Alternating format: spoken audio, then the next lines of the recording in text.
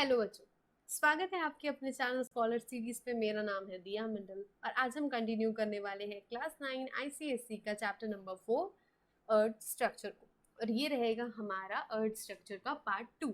हमने last class में पढ़ा अर्थ स्ट्रक्चर मतलब अर्थ के 3 पार्ट्स होते हैं। अर्थ डिफरेंट लेयर्स में बटे हुए हैं और पहला लेयर होता है अर्थ क्रस्ट, जिसको हम लिथोस्फेयर के नाम से जानते हैं।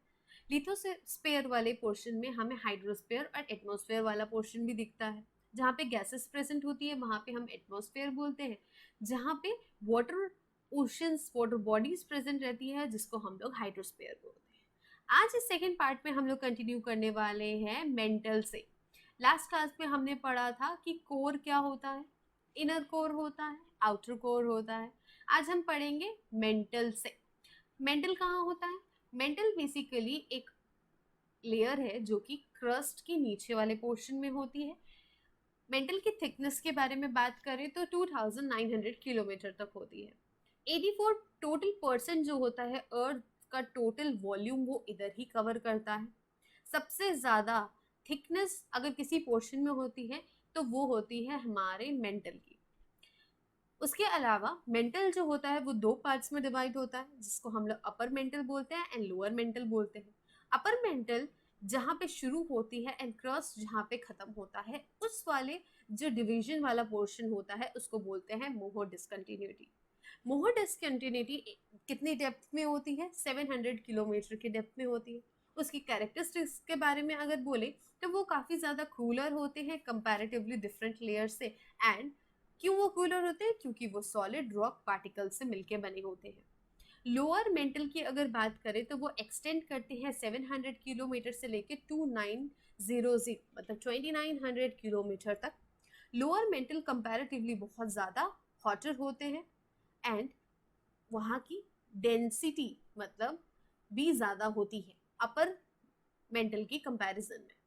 डेप्थ की अगर बात करें 100 किलोमीटर से लेके 410 किलोमीटर के बीच में हमें दिखता है अपर मेंटल वाले पोर्शन में एस्टेनोस्फेयर। अब एस्टेनोस्फेयर क्या होता है? एस्टेनोस्फेयर वो वाला पोर्शन होता है जहाँ पे मोल्टन मटेरियल्स प्रेजेंट होते हैं। अपर वाले पोर्शन में हमें मोल्टन मतलब पिघले हुए तत्व मिलते हैं जिसको हम लोग बोलते हैं एस्टेनोस्फेयर। लोअर मेंटल जो होती है वो सॉलिड होती है क्योंकि वहाँ पे हाई प्रेशर भी देखने को ज़्यादा मिलता है। प्रेशर की बात करें तो जिस तरीके से हम लोग डेंसिटी मतलब अंदर जाते रहते हैं, जितना ज़्यादा डेंसियर हम लोग अर्थ के अंदर जाते रहते हैं उतना ही ज़्यादा सॉलिड पार्टिकल्स एंड हीट बढ़ने लगता है। ओके, टेम्परेचर की बात करें तो 1000 सेल्सियस से लेके 3700 सेल्सियस तक मेंटल में देखने को मिलता है। क्योंकि डेंसिटी जिस तरीके से बढ़ेगी प्रेशर उतना उतना ज़्यादा ही बढ़ेगा। प्रेशर जितना बढ़ेगा उतना ज़्यादा ही हीट भी बढ़ेगा। इस स्ट्रक्चर में या इस इमेज में हम देख सकते हैं जहाँ पे क्रस्ट खत्म हो रहा है मतलब लिथोस्फेयर जहाँ पे खत्म हो रहा है और जहाँ पे मेंटल स्टार्ट हो रहा है, उसका जहाँ पे ये जो डिवीजन वाला पोर्शन है इसको बोला जा रहा है मोहो डिसकंटिन्यूटी। मोहो डिसकंटिन्यूटी बोला जा रहा है। एंड उसी के नीचे हम लोग अगर यहाँ पे देखेंगे जहाँ पे कोर मेंटल खत्म हो रहा है एंड कोर जहाँ पे स्टार्ट हो रहा है मतलब लोअर मेंटल से अपर आउटर कोर पे बोलेंगे तो इस वाले पोर्शन में बेसिकली देखा जाएगा कि गुटेनबर्ग डिसकंटिन्यूटी है। Gutenberg discontinuity basically lower mental और आउटर कोर के बीच में देखने को मिलता है।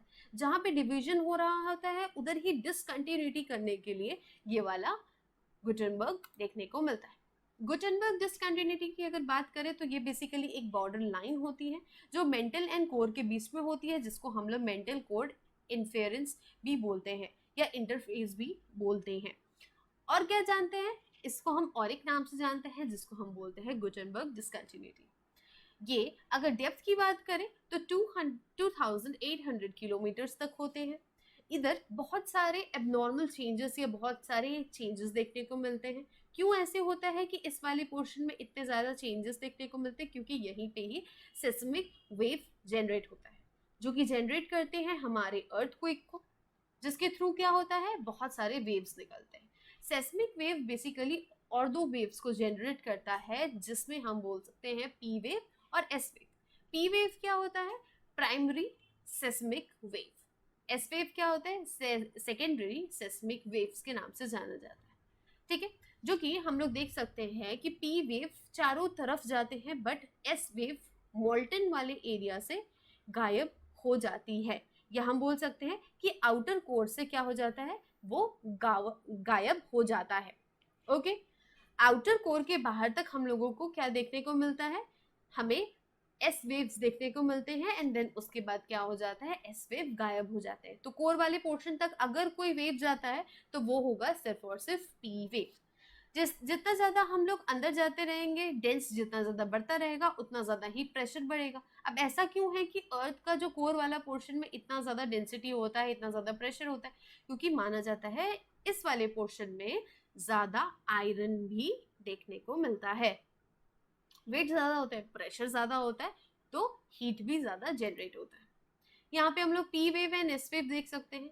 एस वेव कोर वाले पोर्शन तक कभी नहीं जाता, साइड से निकल के आ जाता है, बट पी वेव जो होते हैं वो चारों तरफ कोर वाले पोर्शन से लेके कोने कोने तक हमें फील होता है, एंड हम लोग ग्राफ के थ्रू ये चीज देख भी सकते हैं। क्रस्ट और लिथोस्फेयर की अगर बात करें तो क्रस्ट कौन सा पोर्शन होता है, हमारे आउटर मोस्ट लेयर जो अर्थ का होता है, जहाँ पे सॉइल प्रेजेंट होता है। जो सॉलिड फॉर्म ऑफ स्फीयर हमें जो दिख रहा है, जो रॉक्स पार्टिकल्स दिख रहा है, उसको हम बेसिकली बोलते हैं हमारे क्रस्ट वाला पोर्शन। और क्या जानते हैं, और किस नाम से जानते हैं, हम लोग लिथोस्फेयर के नाम से भी जानते हैं। लिथो मतलब क्या होता है, रॉक और स्टोन से मिलके जो चीज तत्व बनी है उसको हम लोग बोलेंगे लिथोस्फेयर। क्रस्ट जो होता है वो ओनली 1% होता है हमारे अर्थ मास का, जहां पे कंटेंट होता है हमारी लिविंग ऑर्गेनिज्म। मतलब लिविंग ऑर्गेनिज्म जहां पे प्रेजेंट रह सकती है वो सिर्फ और सिर्फ क्या है, हमारे क्रस्ट वाला पोर्शन ही है। क्रस्ट जो है जहाँ पे thin layer of rock materials देखने को मिलते हैं, और यहाँ की थिकनेस जो होती है वो ऑलमोस्ट 60 किलोमीटर तक देखने को मिलती है। 5 to 10 किलोमीटर्स की अगर बात करें तो वो कवर हो जाता है हमारे माउंटेन एंड सी वाले एरिया या ओशन वाले एरिया से। कंपैरेटिवली अगर बोला जाए तो क्रस्ट का जो लेयर है वो बाकी सारे लेयर के मुकाबले बहुत ज़्यादा पतला होता है, या कि हम बोल सकते हैं बहुत ज़्यादा थिन होता है। यहाँ की अगर टेम्परेचर की अगर बात किया जाए तो टेम्परेचर अपर पार्ट में जो ओशनिक क्रस्ट होता है वहां पे हमें बेसिकली 0 डिग्री देखने को या 0 सेल्सियस देखने को मिलता है। बट जैसे जैसे हम लोग पानी के अंदर भी जाने लगते हैं वहां पे भी क्या होने लगता है, टेम्परेचर स्टार्टेड इंक्रीज या राइज होने लगता है। टेम्परेचर क्या होता है, ग्रेजुअली इंक्रीज होने लगता है। ठीक है, ऐसा क्यों होता है, क्योंकि वेट एंड प्रेशर क्या होने लगता है, जितना ज्यादा हम लोग अर्थ के नीचे जाते रहते हैं वो क्या होने लगता है, डेप्थ बढ़ रहा है, इंक्रीज बढ़ रहा है, प्रेशर बढ़ रहा है, तो गर्माहट भी बढ़ने लगती है, हीट भी बढ़ने लगती है। इस वाले स्ट्रक्चर को देख के हम समझ सकते हैं lower mental, outer core, inner core. हम लोग अभी बात करें, हमने अभी बात किया हमारे लोअर मेंटल, देन हम लोग इस वाले पोर्शन की बात कर रहे थे क्रस्ट, जिसको हम लोग लिथोस्फेयर बोलते हैं। तो देख ही सकते हो कि लिथोस्फेयर कितना ज्यादा पतला होता है, एंड इस वाले पोर्शन में 5 to 10 किलोमीटर जो बताया गया है कि क्या है, पूरी तरीके से पानी से कवर होता है इस वाले एरिया में, जहाँ पे कॉन्टिनेंट बोलते हैं, कॉन्टिनेंटल वाला एरिया होता है, वहां पे हम लोग रहते हैं या एग्जिस्ट करते हैं।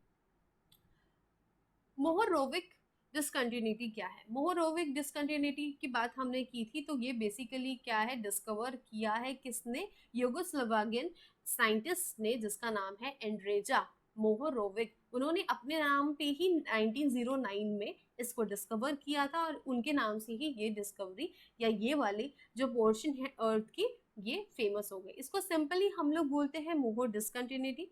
ये बेसिकली एक बाउंड्री लाइन है जो अर्थ और मेंटल को डिवाइड करती है या उनके बीच में प्रेजेंट होती है।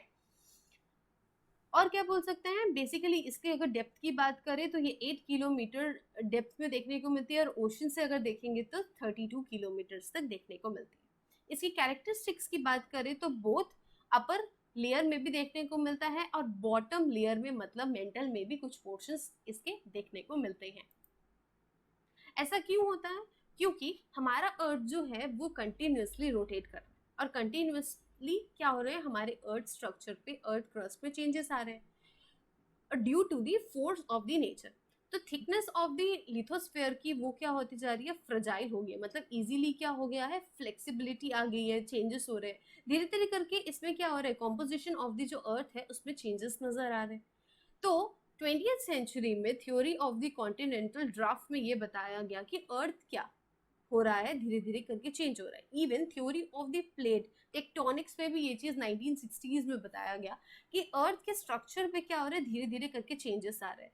और हम ये जान सकते हैं या ये मान सकते हैं कि आने वाले मिलियंस ऑफ ईयर्स में अर्थ जैसा आज के टाइम में दिखने में है, वो हो सकता है कि बाद में जाके इस अर्थ के जो क्रस्ट वाले एरिया है इसमें बहुत ज्यादा चेंजेस देखने को आए।